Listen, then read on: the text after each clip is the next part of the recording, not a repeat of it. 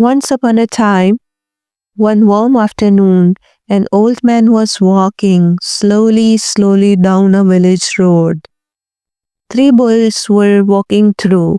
One boy said, "Look at him. He was so slow. Let's tease him." Another boy told, "Hey, old man, do you need help moving faster?" The old man stopped and smiled gently. Old man said, "Boys, come here. I want to show you something." The boys walked closer to the old man. The old man took out a bundle of sticks and said to the boys, "Try to break this." One boy tried to break this, but he couldn't.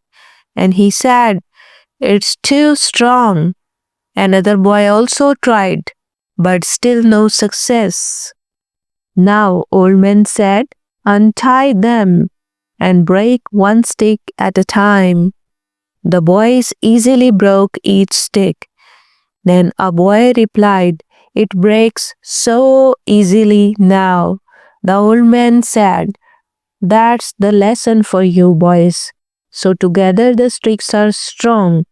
Alone they are weak. So people are the same."